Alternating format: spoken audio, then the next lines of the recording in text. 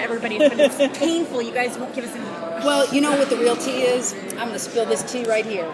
We don't remember what happens because we shot this back in February into March, and I can't tell you what happens because I don't remember. You know, when you're in it and you're doing it, you can remember the specifics of it, and then us, So just what, like no you, we have hot to watch. sex scenes, no big sloppy kisses, nothing really memorable. Not that I remember. We'll have to ask the young ones on that. They're the ones that get the sloppy wet kisses and roll arounds. Do you remember getting that final script though and saying, "Oh, this is it"? What was your reaction? You know, I wish that there was a moment like that because really, it's a little bit more chaotic for every show. It's not just our show that happens at the end. But you know, you're rolling along. Maybe you've gotten 3 or 4 scripts that are in the hopper that are approved, and then maybe somebody gets sick, and then maybe you're a little bit late on one, and then all of a sudden you're pushing a snowball up a mountain to get pages done before you shoot them the next day. And so we were there at the end, we were getting rewrites and pages at the last minute, and so literally it was coming fast and furious. And while you prepare and you try to do the material as best as you can, it's almost like you're in a panic because everybody's got to get this done and we only have a certain amount of time. Mm-hmm. So it's really a blur. It's really a blur. But it was amazing. And everybody was so heightened emotionally that, you know, it was just a really amazing time all the way around. A lot of tears on the set. Yeah, a lot of tears. And also, I think, like, when we started, after the holiday break, when we started back in January, I personally started going up to people and sitting with, you know, I always sit with someone different at lunch, but like really going up to people and saying, you know, thanks so much for being here. And, you know, I want you to know that, you know, you brightened my day when I did this. So I tried to have as many small moments with people as possible. So it wasn't like, you know, high school, see you later, throw the papers and like, you know, not letting everybody know that, you know, you cared about them for the last 6 seasons. How are the McCalls going to deal with the return of Scott's dad? He's in there a little bit, right? Is he? Yeah, it was announced a while back. He showed it on Twitter. Are we sure?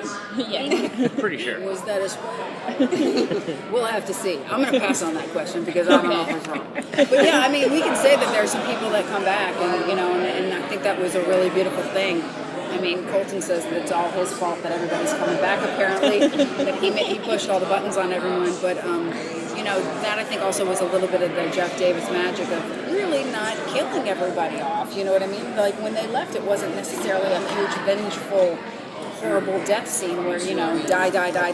It's, you know, people coming back, and so that'll be a lot of fun.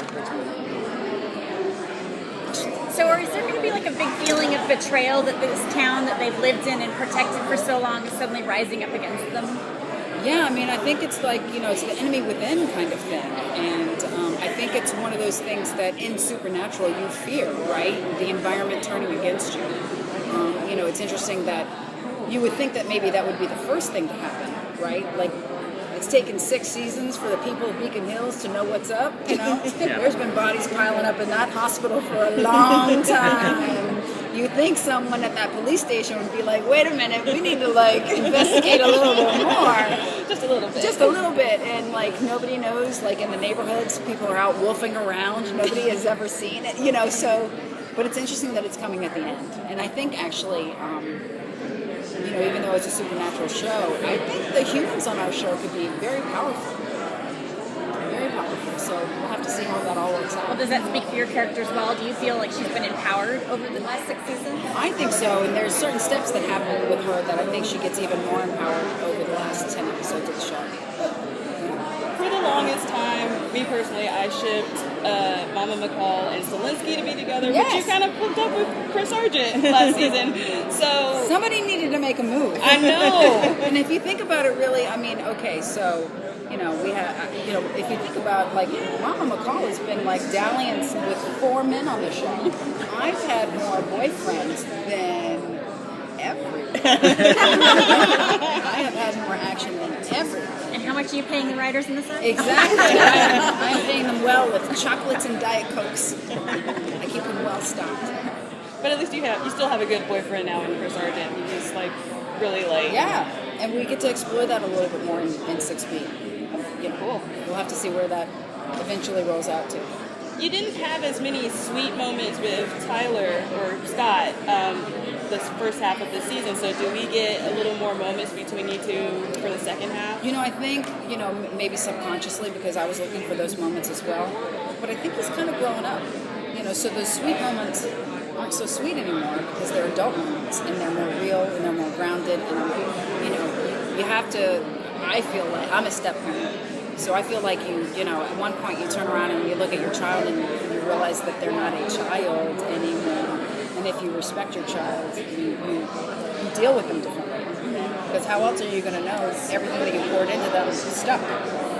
If you're coddling them and not letting them grow, then you'll never know all those beautiful ingredients. And then you stuck them in the oven and you pulled out a fully baked cake. Like, what does that cake look like? And I think that's what we get this season coming up in 6B. Do you have a favorite episode? You can just name a number. Just any number? Yeah. Well, like I really like 316. So 316 was amazing. Not to be done by 202. I really have to think about that. They're all really special to me. That's fair. Yeah. I remember, Tyler is almost there every single day. He's been there every single day for almost 7 years when you count like when we did the pilot. So I'm sure his days kind of meld together a little bit more than mine. I'm there maybe once or twice every couple of weeks. So for me, driving into set, seeing what color scrubs, it's not all the blur. All those days are really, really special. It has such a passionate fan base. Yes. What's it going to be like to say goodbye to the fans after this season's over? Well, I hope I don't have to say goodbye. I hope that everybody sticks around for everybody's upcoming projects and wonderful things.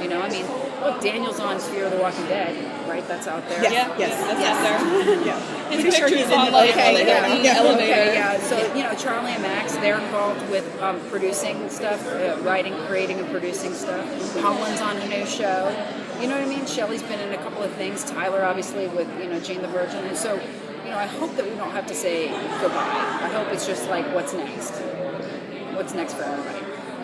Is there anybody that you got to work with this season that you hadn't worked with much in the past, with so many people coming back and like everybody teaming up?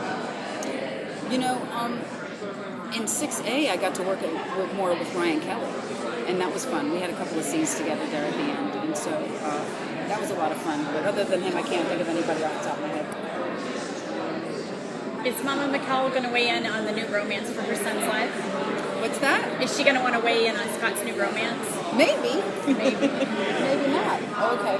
Thanks for your questions, you guys. Thank you. Thank you.